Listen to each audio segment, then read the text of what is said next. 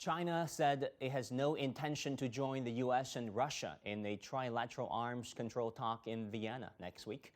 The discussion would focus on the extension of the New START treaty, a treaty signed in 2010 between the U.S. and Russia on reducing strategic offensive arms. Why would the U.S. push China to join, and why won't China do it? As the U.S. and Russia together possesses over 90% of the global nuclear weapons, what impact will their moves have on global arms control? What kind of arms control is needed to maintain world peace? For more, I'm joined from Boston by Jim Walsh, Senior Research Associate from MIT Security Studies Program, and in Beijing via Skype by Zhao Tong, Senior Fellow from the Carnegie-Tsinghua Center for Global Policy.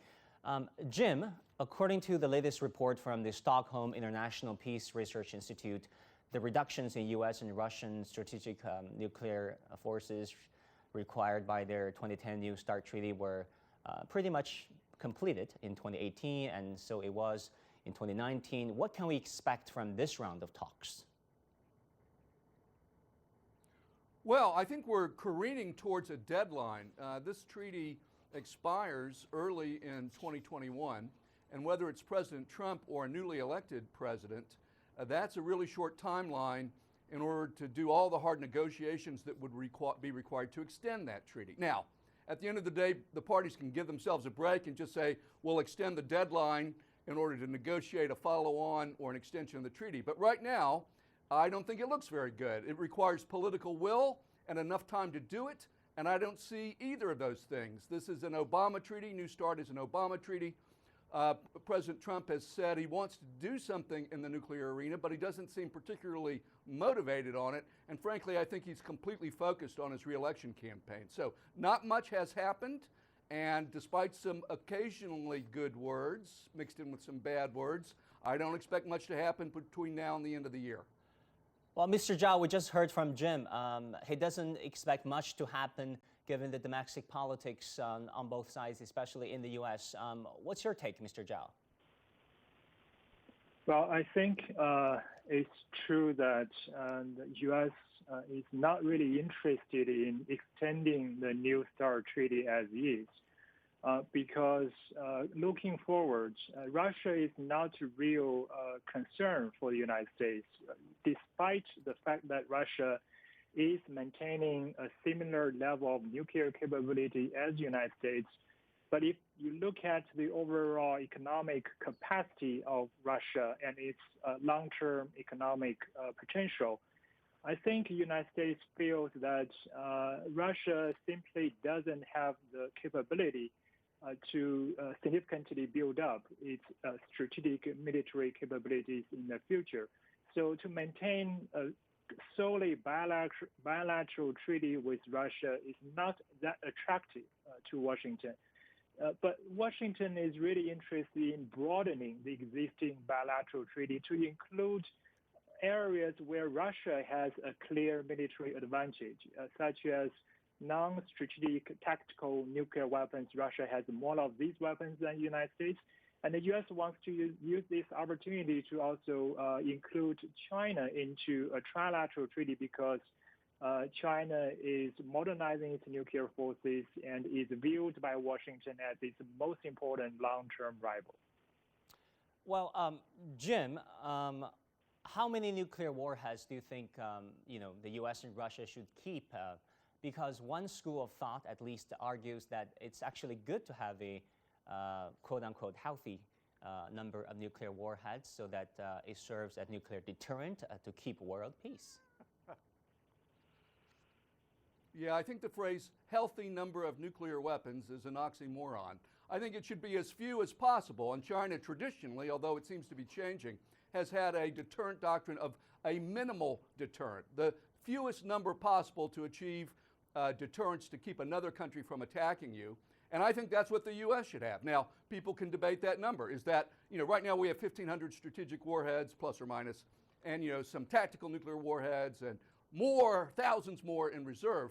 I don't see any reason why you can't get down in a negotiated setting to between 500 and 100. You take out the top 100 cities in Russia or China, or the top 100 cities in the U.S., and that country doesn't exist.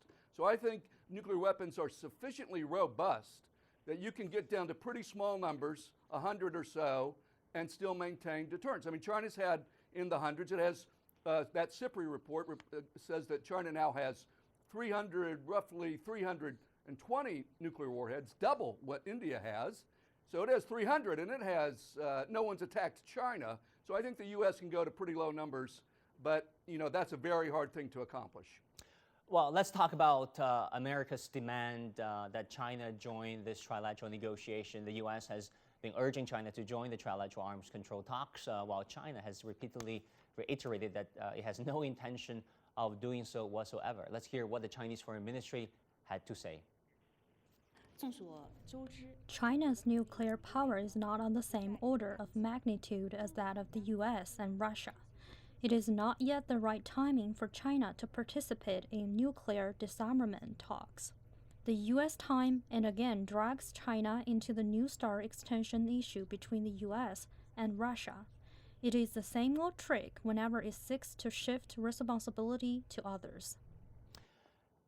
Jim, I want to go to you. The Foreign Ministry of China said it is the same old trick whenever America seeks to shift responsibility to others. Do you look at that way too? Well, this does seem like Mr. Trump is sort of fishing around for something so that it's a different agreement, and China is standing right in front of him. So it does have a bit of a feel like that. But I think all the countries of the world, all the countries that possess nuclear weapons, including China, need to work harder to enter arms control regimes that cap and reduce those dangers. So even though the number of nuclear weapons, total number, declined this year, according to the Swedish Institute, that's because of reductions in U.S. and Russian arsenals, the destroying of old weapons under the treaties. But China is building more nuclear weapons at a faster pace. Pakistan's building more nuclear weapons. North Korea is building more nuclear weapons. The U.S. and Russia need to do what they need to do, yes, and maybe New START isn't the right venue for these other countries, but every country, including China, every country that owns nuclear weapons should be entering a regime that begins to freeze and try to reduce the dangers associated with those arsenals. So New START for China, probably not, probably doesn't make a lot of sense, but China needs to do more and the other countries need to do more. Mr. Zhao, do you agree? What do you think?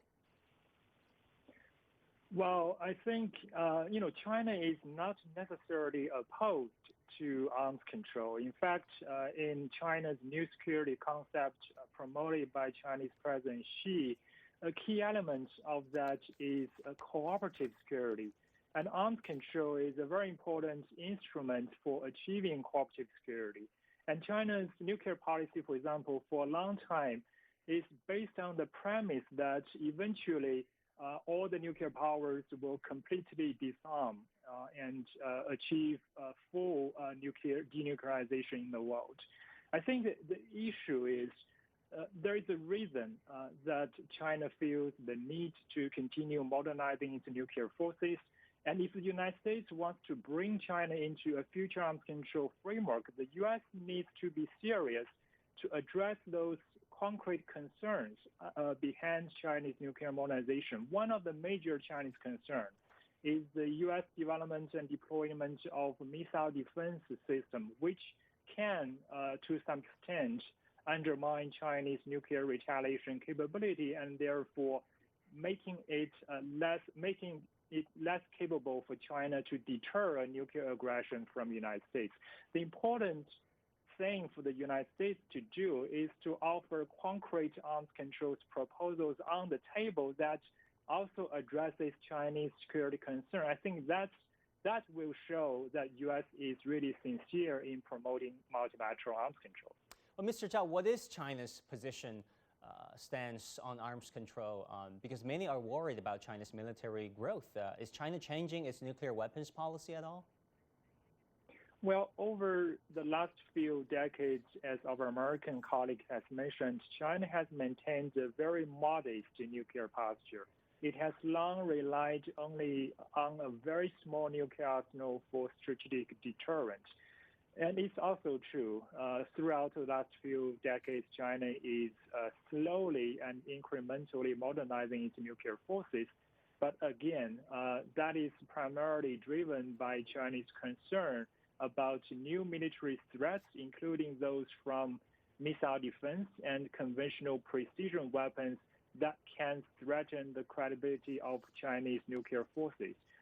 I think if the U.S. is willing to make sure that any future arms control agreement would address everyone's security concern and would also involve fair takes and gives. Today, the U.S. approach is very coercive. It is basically threatening China to join arms control. Otherwise, the U.S. would so-called bend China into oblivion. Right? That's not the right attitude to convince your partner to join arms control. You have to make sure that arms control can promote mutual interests, shared interests that today can play a very important role in managing the great power competition rather than be used as a tool to help one side to win the great power competition. Jim, do you want to add to what Mr. Zhao has said? What kind of nuclear arms talks is needed to maintain world peace?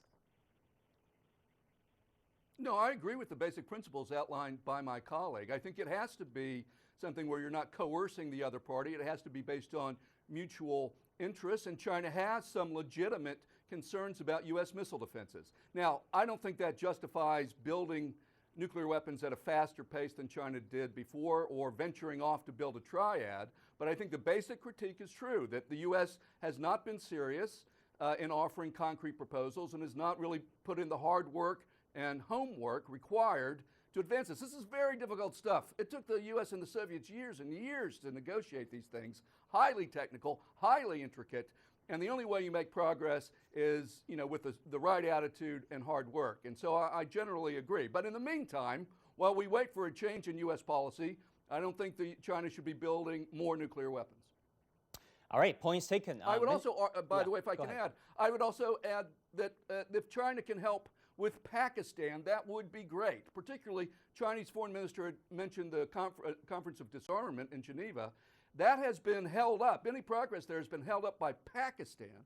So if China can help with Pakistan, that would be a great boon to arms control and disarmament. Right. I think there has been a track record where America helped Israel and its allies. Well, I'm afraid that's all the time we have. Yeah. Many thanks. Well, I don't, more is not better. Yeah. Sure. Let's see what comes out of the talks. Many thanks to you, Jim Walsh, Senior Research Associate from MIT Security Studies Program, and Zhao Tong, Senior Fellow from the Carnegie-Tsinghua Center for Global Policy.